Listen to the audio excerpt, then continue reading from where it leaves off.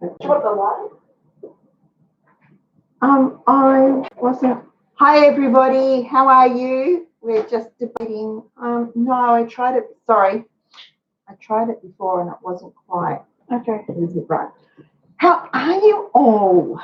Oh, Hannah's got hot chocolate with marshmallows. A cup of tea. Do you all have a drink of something to work with?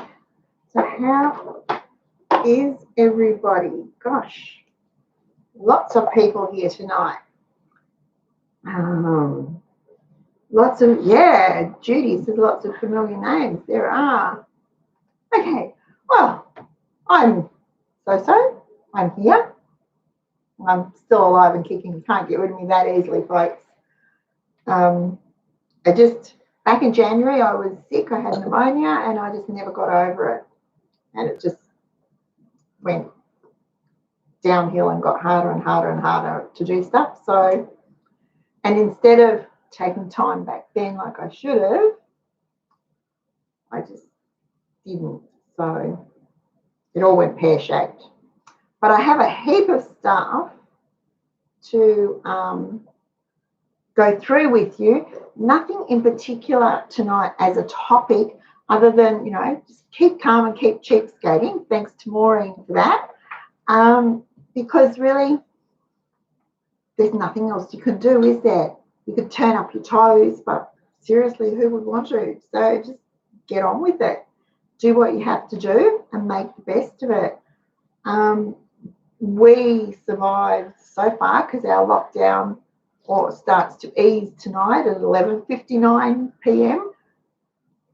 But it won't really make that much difference to our household, other than we'll be able to have some visitors, which would be nice. Everyone but Wayne is still working from home.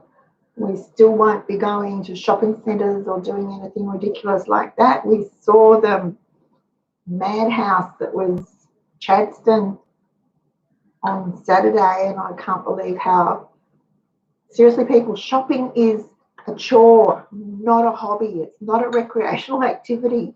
It's a job that has to be done. It's not meant for fun. So I couldn't believe the chaos. And as one person said, it's worse than Christmas Eve. So, and surely they can't have run out of that many pairs of shoes and clothes and things, because it wasn't the supermarkets and the food type stores that were busy. It was the clothing shops and the shoe shops and the department stores. So, wow. Anyway, my whinge about that over. So nothing much really will change for us.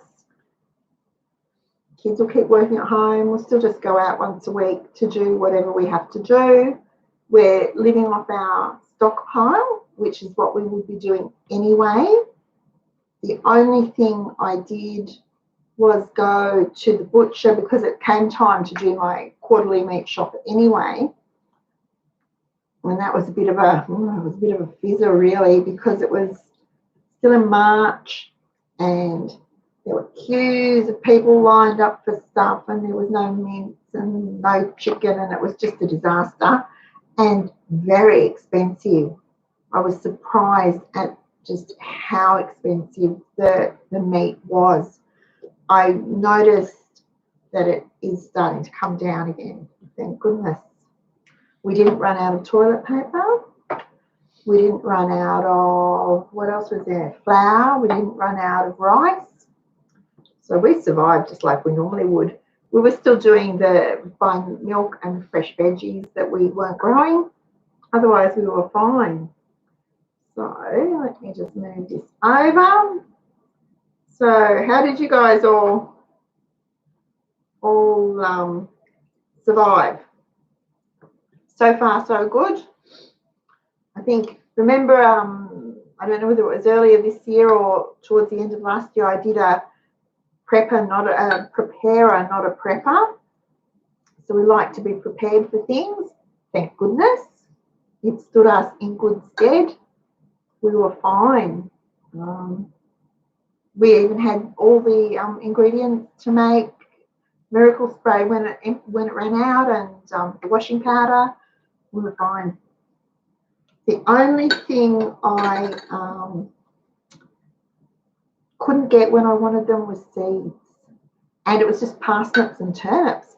And I know in my seed bag, I have a black bag that I keep all the seed packets in, there should be parsnips and turnip seeds in that bag.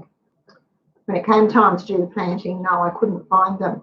So then I couldn't order them because everyone was sold out.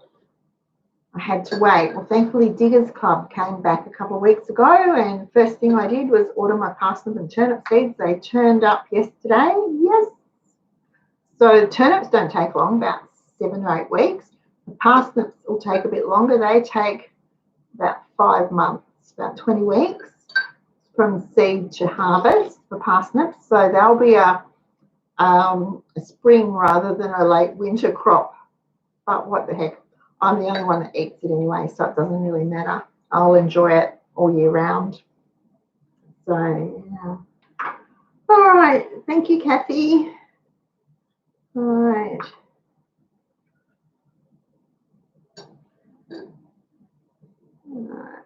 So price gouging. Don't know that it was price gouging on them, if that's for the meat, Kerry. I don't know that it was so much. Just that it was in short supply because we had the drought and the bushfires. Then we had the lockdown, which threw everyone into chaos. There was a whole mad, as we all know, rush of panic buying on the weirdest things. So I think it was just a whole lot of circumstances that caused it. Prices are going down. Pork stayed pretty much the same. It didn't hardly fluctuated at all, but we don't eat pork, so that sort of made my heart ache. If only mince and chicken had stayed that same, I would have been very happy. But chicken this week was $4.99 at Farmer Joe's in Baronia, $5.99 at Australian Butchers. So that's a stock up price for chicken fillets with the skin on, and that's fine. The skin can go to the bokashi, it can be turned into dog food, it can be composted. So yeah, I don't mind buying chicken with skin on. Yeast was difficult to get. Yeah, see, I buy yeast in 500-gram blocks. So that lasts us ages because you only use 7 grams to make a loaf of bread. So it makes lots of loaves of bread. And I usually have one open in the fridge and one in the freezer. And then when I open the one from the freezer, I get a new one and put in the freezer. And I keep the yeast in the fridge in an airtight container. It's a really old Tupperware container, so it's probably not airtight anymore. But I keep it in the fridge.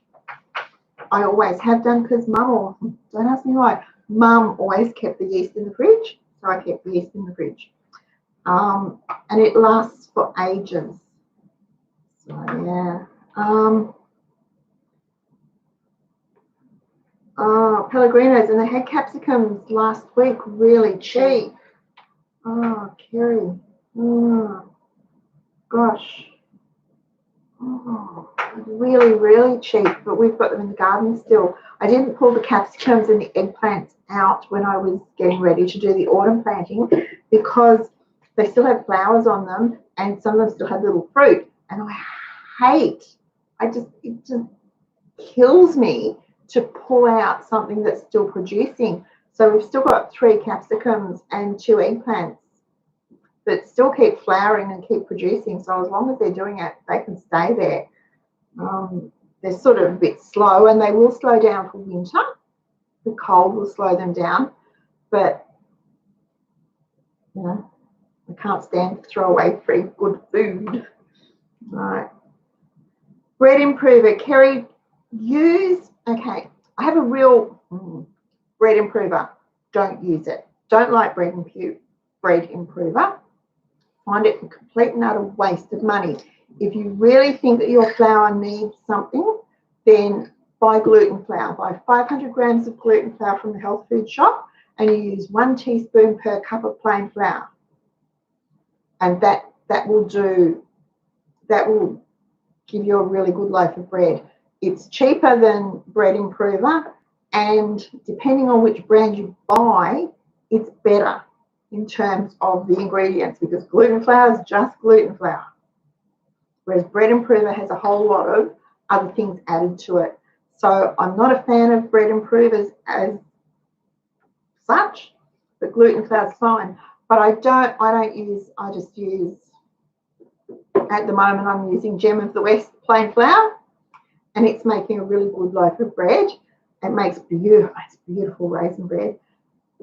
I don't add anything to it. I don't think it needs it, but I did have some home brand flour a couple of years ago, and yeah, I added an extra bit of gluten to that because it just wasn't, I don't know, it just didn't make a good loaf. So, but yeah, don't use bread improver. Try and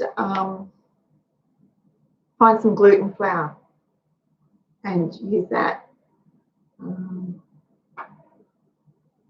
Kathy, I was going to say, what are little dummies, but it's drummies. Sorry, for $2 a kilo, that's all right. Joy got yeast, $5 for 250 grams. A bit expensive, but not too bad, I suppose. Chickens at Australian Butcher, whole fresh chickens at Australian Butcher are $2.99 a kilo this week. So that's normally our end of summer stock up price. So really, and they were all a nice size. The ones I saw the other day were all a really good size. Often when they're that cheap, they're either really little or really big, like half-grown turkeys. These ones were just a nice size. So Kerry found 3 self-sown tomatoes growing in the chook scrap pile. They will be the best tomatoes you'll ever eat. Night Barb. Delaney's in bed too. Yep. Oh, take it easy. I'll be in bed as soon as I'm finished from here. Okay, so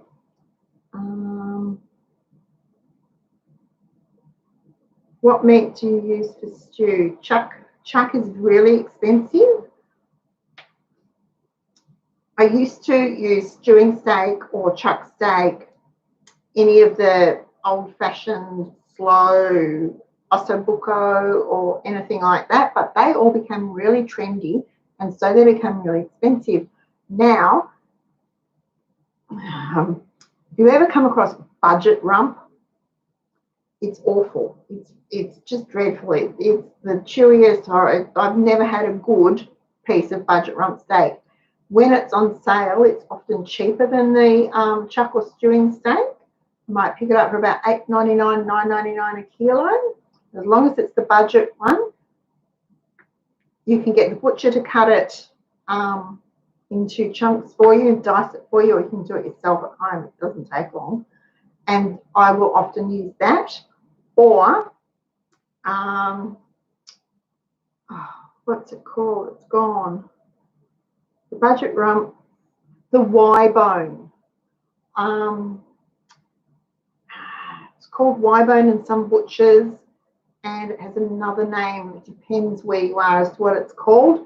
I don't particularly like that for grilling or frying or barbecuing, so I can use that, and it's sometimes cheap too. Right. So now I have a whole list here, so just let me bring it up of things. Someone was asking what type of rice I use in rice puddings and patties, because in my recipe I just had rice. Well, I don't use a specialty rice. It is whatever is cheapest when I am buying rice. That's what we use. I don't buy long grain, short grain, jasmine, or anything like that. I do have brown rice, but I'm the only one that eats it. I quite like brown rice. If you soak it, then cook it like you do, soak it overnight, then cook it like you're making porridge, and then add sultanas and a little bit of maple syrup or honey. It's really good. Some cinnamon. It's sort of like a porridge. I like brown rice like that. But I don't buy different rices. Whatever is cheapest when I'm buying rice, that's what I buy, and that's what I use for puddings, for the quick rice patties, the cream cheese patties, rice custards, creamed rice, fried rice. I just use it for steamed rice, whatever. We had Hannah for Mother's Day made me a Mexican dinner on Sunday night. It was really good. We had leftovers for lunch yesterday. And so we had the coriander and lime rice to go with the fajitas. Oh my gosh, it was so good. We just use just whatever rice it is. Now, it might be, it could be a branded rice, as in Sun White or something like that, or it could just be generic Coles, Woolies, whatever, Aldi, whatever's the cheapest when I'm looking to buy rice. That's what I use. And I do the same with most of my recipes. If it has an expensive ingredient in it, and there is a cheaper generic that's the same, I always go the cheaper. If I don't like it, then we can switch to the more expensive one. But we still cook on a budget. So while we like nice food and we like flavour in our food and we don't like slop on a plate, I still have to think of the budget. So I try the cheaper one first. If we don't like it or I think it's not worth it, you know, then we go the more expensive one. One thing I don't compromise on is curry powder. Choose a good curry powder. The generic and cheaper curry powders are flavourless. I think they're flavourless. So I pay more and I will get a Clive of India or a good Keen's for the dry curry powders. Or if I can get to Hindustan, they have a range of really nice curry powders over there, and I might get a small packet from there too, depending on what I'm going to use it for. But otherwise, you know, we tried the cheaper one and it wasn't even a nice colour. So I went back to Clive of India at the moment is what's in the cupboard. So things like that, you have to weigh it up. It's a bit like when I say try generics, and if you don't like the generic, you can go back to your favourite brand. Same thing, same sort of thing, really. So yeah, with rice, whatever's cheapest when I'm buying the rice at the end of the year. Now,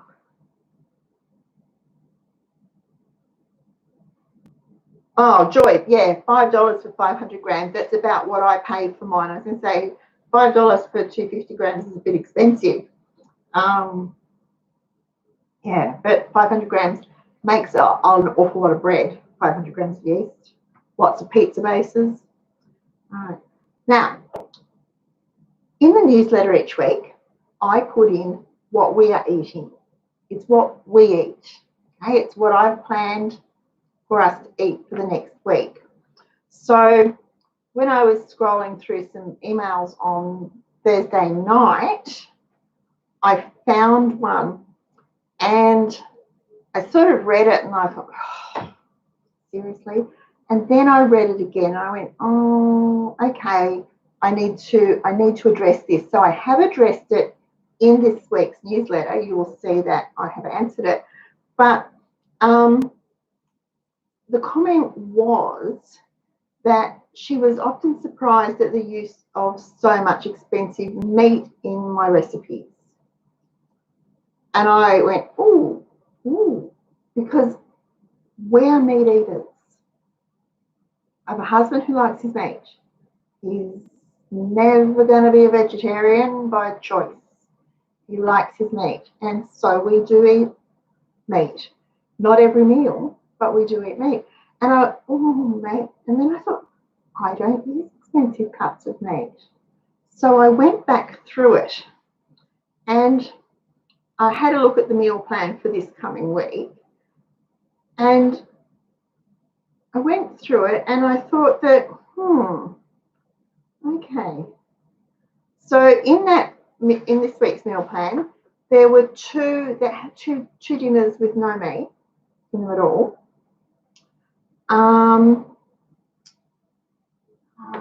Where did I have it listed so I could go through it with you? Right. Yeah, 2 dinners with no meat at all. We did have roast chicken on, and we ended up not having it because it was Mother's Day and Hannah made me the fajitas. But the roast chicken always does at least 2 meals. And and then the bones go in the stock pot to make stock and soup. So Mexican lasagna and the pizza meatloaf use mince. Now the mince I bought on sale. Mince has been hideously expensive. It's just been ridiculously expensive, I think, for what it is. So when it was on sale a while back, I bought heaps. Didn't buy anything else, just bought mince, which turned out to be a good investment because during March you couldn't get mince anywhere, and it was even more expensive. So, but they don't use a lot of mince. So then there were the pizzas the boys make. They might buy a little bit of salami. They might buy a little bit of pepperoni. Then it's usually just the tomato sauce and the cheese. Alan buys his own jalapenos to put on it. He buys his own mushrooms because he's the one that likes the mushrooms. So the pizzas don't cost much. They use up what we have in the house, scraps out of the fridge. They don't cost a lot to make. So nothing expensive there either. So I'm a bit flummoxed as to why anyone would think that I use a lot of expensive meats, because we don't. The bulk of what we eat is mince or chicken fillets. They are always bought on sale. I never pay more than $6 a kilo for chicken fillets. I flatly refuse to. So often you can open the freezer and it will be just packed with chicken because it's been on sale.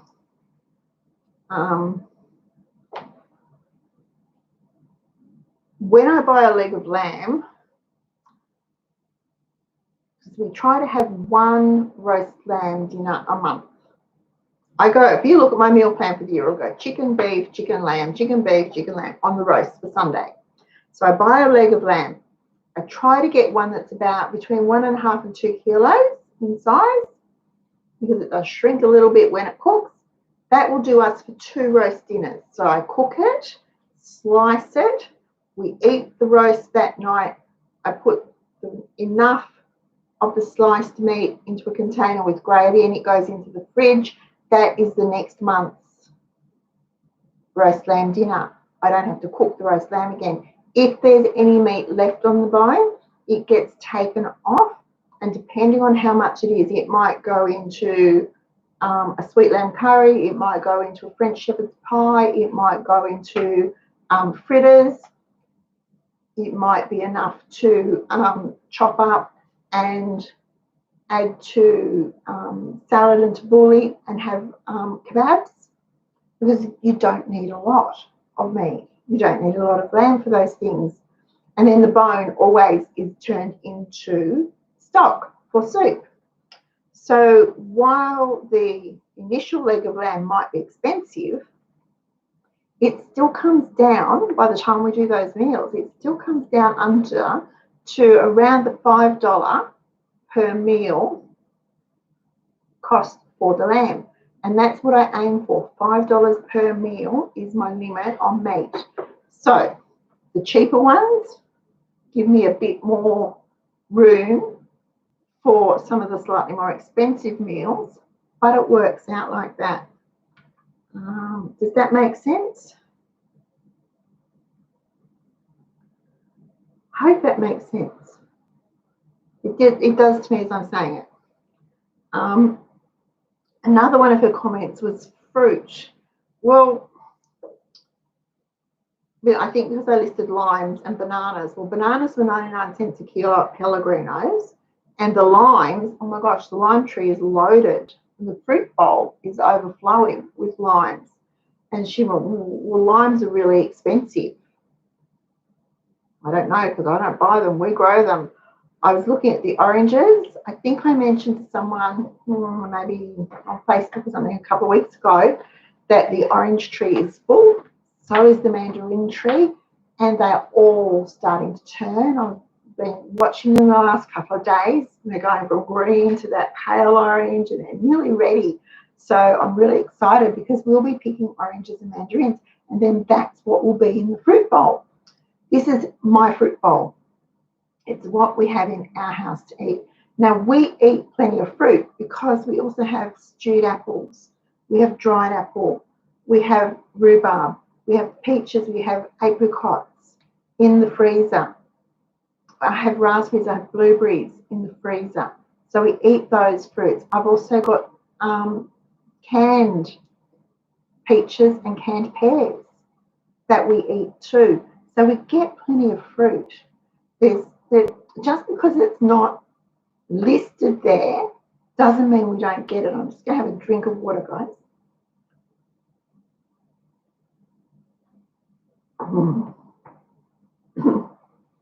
Leonie's got lots of limes too. Kathleen, yeah, see, February we were picking apples off the apple tree. And I was standing there and I was sick to death of the sight of apples because we were peeling them and coring them and stewing them. I turned some into applesauce. I turned some into apple butter. I stewed some to put in the freezer, and I sliced some and froze them for pies. So, yeah, we get plenty of fruit, and the same with the vegetables.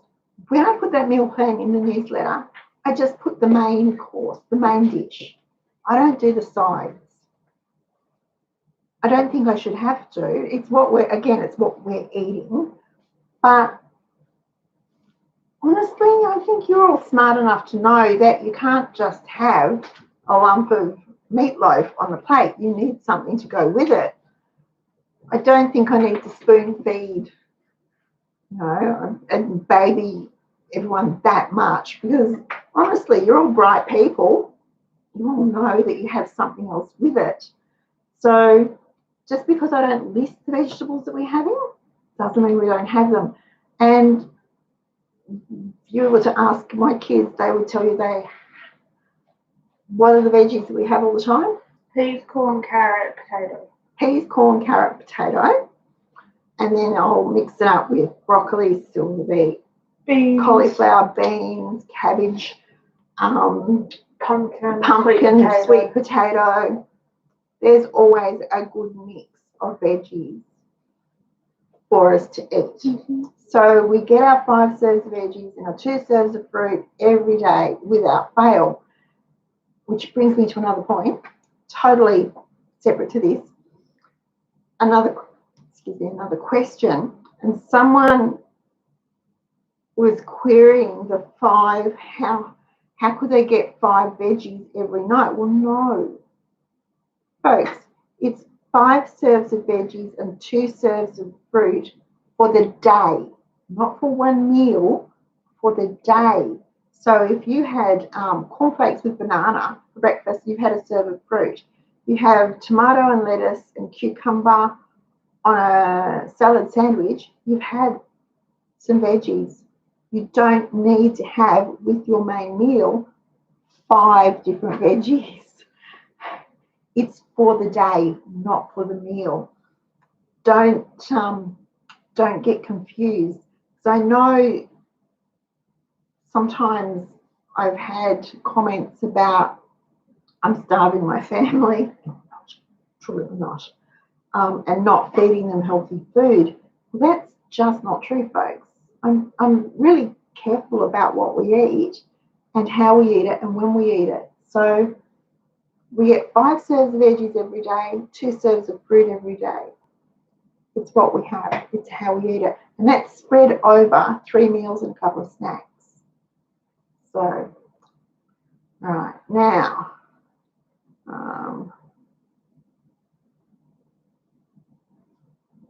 A1, yeah, I'm just a bit croaky. Thank you to the lovely people who've been concerned that I've had COVID-19. No, I haven't. It's all just dragging on from when I was sick in January. And usually if I get pneumonia, it's usually in January, around the end of January, isn't it? Yeah.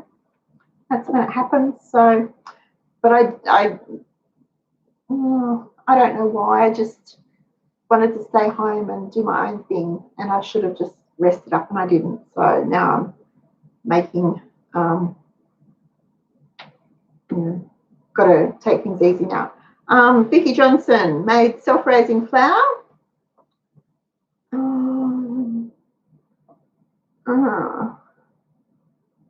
Yeah, flour was in short supply.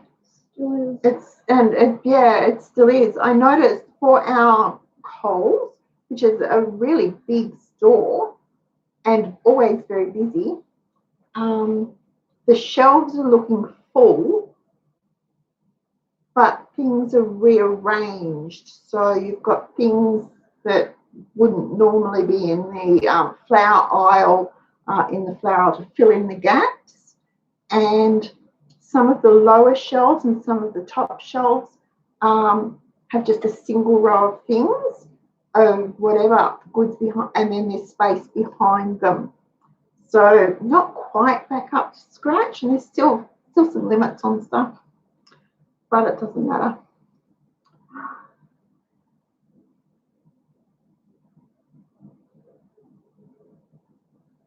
That sounds, Patricia A, that sounds really nice. Yeah. Right, now, heaps of half-price blueberries from Coles last week. Joy, oh my gosh, sorry to burst your bubble.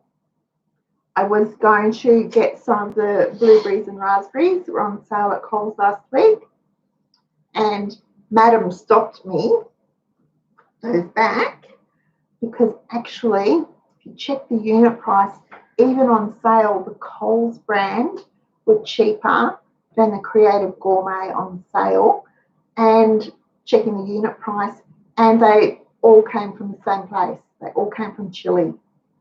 So I was a bit stunned by that too. Never mind. Aren't you glad you had me there? I am glad I had you there, because otherwise we would have just had raspberries. It's because they were smaller packets. Yeah, the Creative Gourmets in small packets. Yeah, we get you. Hello, Annette. How are you? All right, now moving right along. I told you I had a lot to say, and we're sort of halfway through. Okay, so guys, in the newsletter, it's my meal plan. When you read this week's newsletter, and I'm going on and trying to explain to you, it's our meal plan. Just because I don't say, and with the pizza meatloaf, we're having green beans, steamed broccoli, and a grated carrot, doesn't mean we're not having veggies. Pizza meatloaf. Pizza meatloaf. Hannah's. Well, it's just meatloaf with pizza toppings. It's really good. Oh. Hannah's having a bit of a. I thought it was the other way around. She thought meatloaf it was on pizza. She thought it was meatloaf on pizza. I don't like pizza. Okay. Lynn, yes, golden syrup. I think no, Rhiannon, don't worry about it. If I hadn't had Hannah with me to check the unit price, I would have gone, yes, they're half price, worked out the calculations in my head and gone, that sort of compares, but it is a smaller packet. So don't apologise. We all just need to be aware. Always check the unit price. Always check the unit price, yes. Now, golden syrup. Today's tip of the day, golden syrup dumplings. Yum. So, all right, now moving right along. Website updates.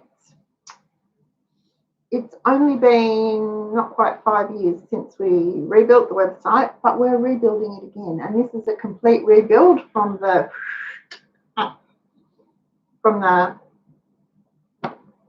first little thing in the database up. This is to give us more flexibility. The website is growing enormously and getting a lot more traffic, and so I need more space, but what I've got now is limiting, and I don't like being limited. I want to be able to let my creative something flow or something.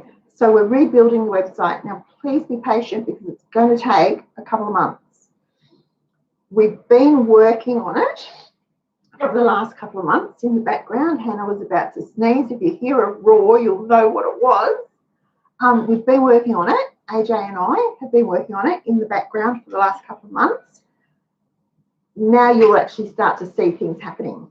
So first thing you'll notice is there's no journal. There was no journal in April. There won't be one in May. There probably won't be one in June. There may not be another one in that format ever again.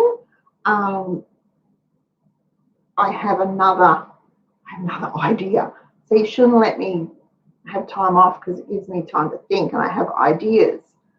So I'm estimating it's going to take probably till the end of June to get everything rebuilt and moved to the new website on the new server with the new host. And that will give me July and you July to play around and say, let me know that this isn't working or that's in the wrong spot or that looks wonky or whatever. And then the official launch will be the 1st of August, which is the horse's birthday, but it's also our birthday. So, or Cheapskate's birthday. Oh, what birthday? Horse's birthday is the 1st of August. The official birthday. All horses, doesn't matter when they're born, their birthday is the 1st of August. But it's for racing, something to do with racing and breeding. I don't know. Okay, so the other thing we'll be doing is culling the chip store. I did it 5 years ago and I'm going to be doing it again, and I will be really harsh because there's a lot of chips in there at the moment that are irrelevant. They don't apply anymore in 2020. So I'll be getting rid of those. There's also more double ups that snuck in, so we'll be getting rid of the double ups. We're trying to trim it down so it's a bit more user friendly. It's pretty hard though because there's just an awful lot of stuff. So that's one thing that you'll notice is happening.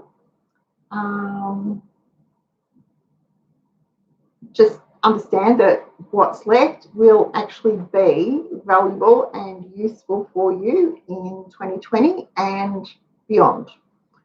So we're taking out the dead wood, culling, and leaving the good stuff. The Learning Centre is going to be expanded.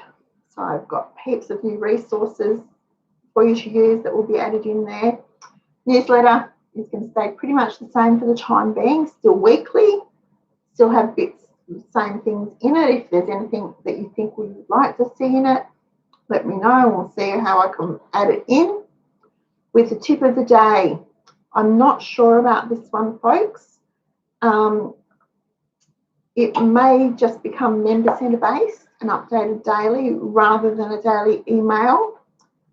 And I say this because I check the results of every send, and I check each day, then I check weekly, and then I check monthly.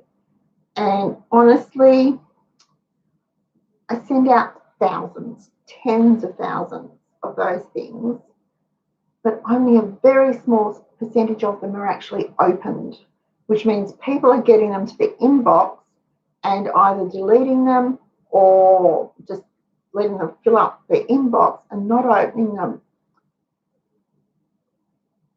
So I wonder at the usefulness of it, of sending it each day, when it could be just as easy to be on the website in the Member Centre and you just log in and it's all there for you. And then they'd be archived for you too. So they'd be easy to find. I don't know. We're also looking at changing to a single sign-on course, so that you log in once and that logs you into the Member Centre and the forum. I've resisted doing this for a long time for quite a few reasons, and AJ keeps coming up with reasons why my reasons are no longer valid. So if we can find a system that works with what we've got, then we'll try it. I'm happy to try it. If it doesn't work, we'll go back to the way we are. My biggest concern is security, yours and mine. But yeah, so we'll try that single. We're looking at changing to the single sign-on. Will be much nicer. Whatever, I would prefer it. I know it would just be so convenient. It just means you will need to keep a better track of your usernames and passwords. So you'll be seeing all those things changing. Things will be changing every day. Some things disappeared today. I added some things today. I added a couple of recipes to the recipe file today. Things will be changing all the time. A lot of it is in the back end that you don't actually get to see, so you don't know about it. Some things will disappear, some things will reappear, some things won't be updated. So I just say, please be patient, because it will be worth the wait at the end of time. Is there another book coming, Vicky? Yes, there is another book coming, but we're really struggling. I'm really struggling with this book.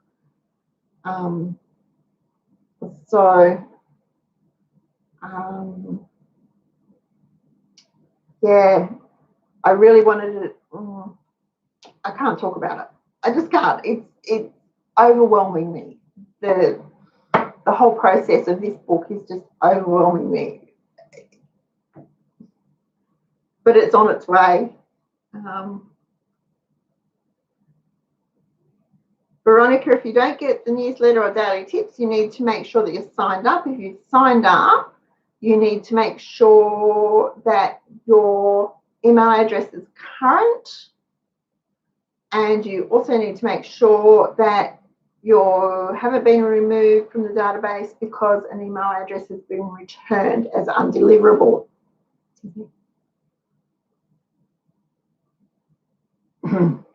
Okay.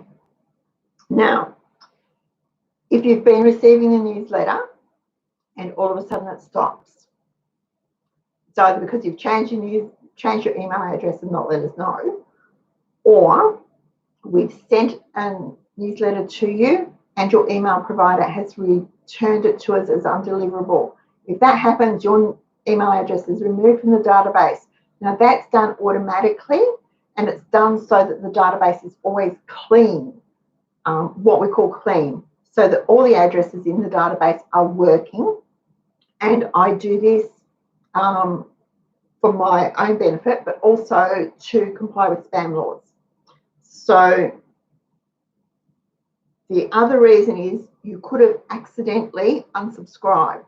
If you've done that, you just need to resubscribe.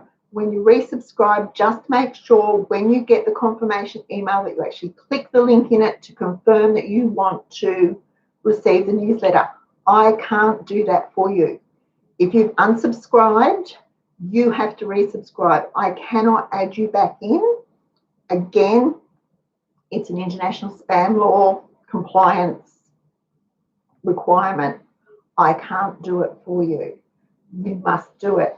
But all you need to do is go to the website, go to cheapskatesclub.net, scroll down to the newsletter archive, click on newsletter archive, and at the top there's a little form, put in your name, your email address, and then when you get the confirmation email, make sure you confirm it.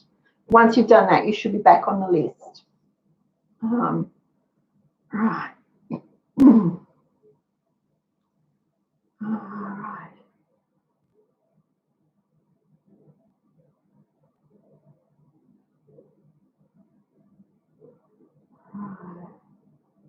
Anything we can do to help you with it, Kath?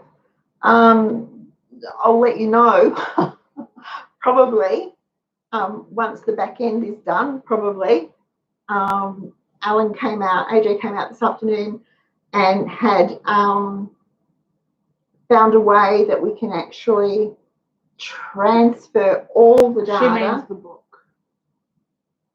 Oh, the book. Not the website. Right, so I was so excited about the website. The book is just, the new book is a year of meal plans. So breakfast, lunch and dinner for a year on a budget and with the recipes.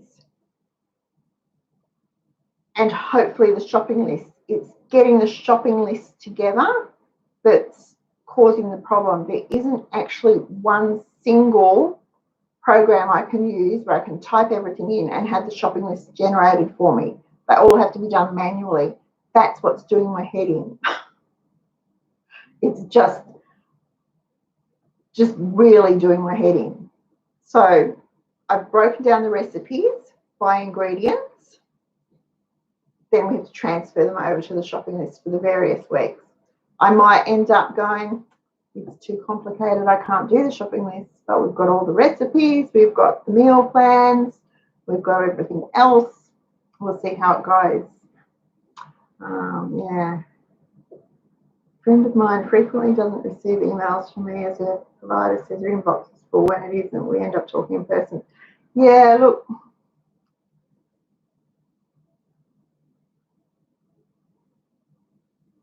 Julie, if you're on a subscription and you're on the old price, you get refunded the $6.50 when your renewal goes through. There is no easy way. I can't change and you can't change once that subscription is set. So alternatively, you just have to let it lapse and then rejoin. But I got behind with processing the refunds while I was sick, but I think I've caught up. I haven't done today's, but I think I caught up with them all. So let me know if I didn't.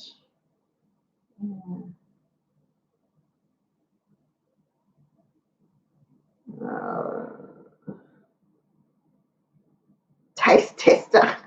More in your brain if you want to taste anything I cook.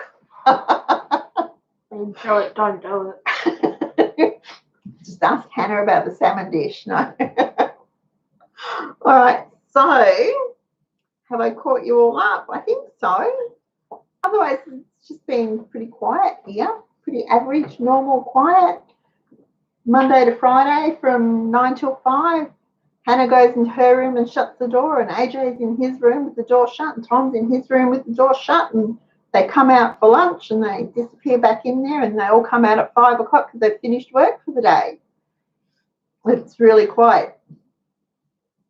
But the best thing is we can eat earlier because everyone's home. So we just have to wait for Wayne to come in. He's the only one that actually leaves the house to go to work at the moment. So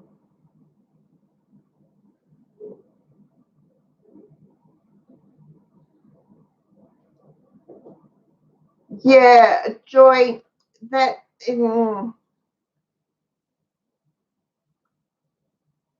I'll look into Excel, but again, it's just trying to work out 52 shopping lists and the quantities. It's just doing my head in. Anyway, I'll get there. So what else have I missed? Not really. Paid my renewal. Hi, Kerry. Yes, I saw that come through today, Kerry.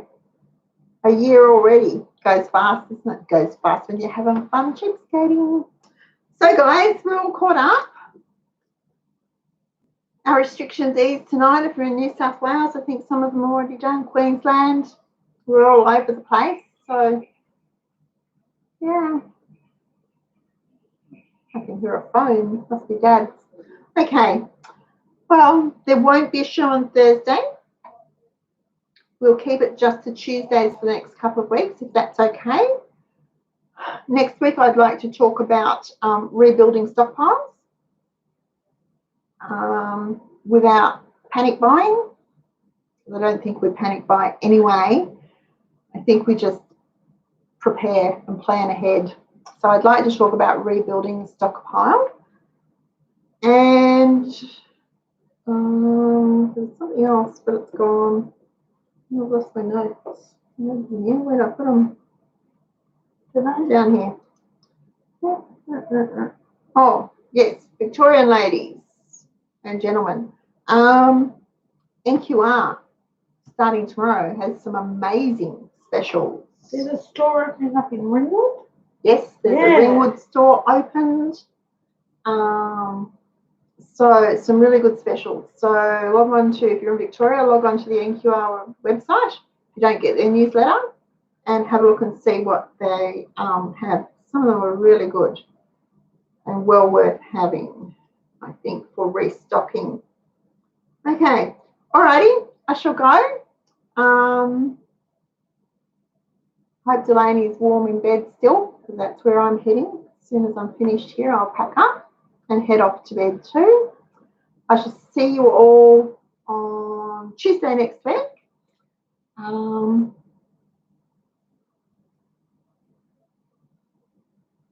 read that. Rest up, yeah.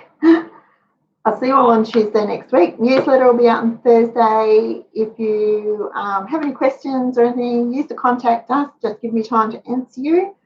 I do my best to get back as quickly as possible.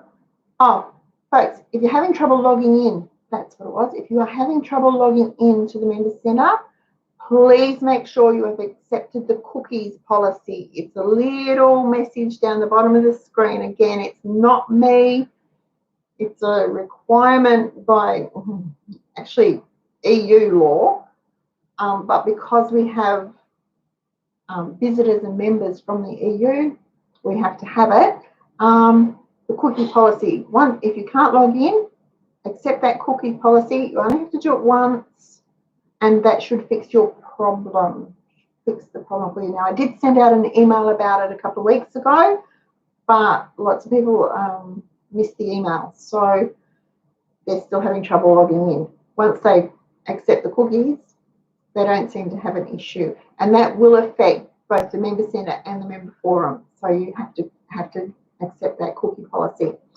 Alrighty, I shall see you on Tuesday. Thank you so much for joining me tonight. It's nice to be back, isn't it? Yeah, it's nice to be back. It's nice to see such a big on crowd of people. Not much to like about tonight's show, but a thumbs up would be really good. And if you haven't already subscribed, please do. And if you want to be notified, click the little bell to be notified when we've got a show coming up, and you won't have to worry about whether you've missed the email or the Facebook post or whatever. Alrighty. Thank you again, everyone. Sleep tight, and I'll see you on Tuesday. Bye.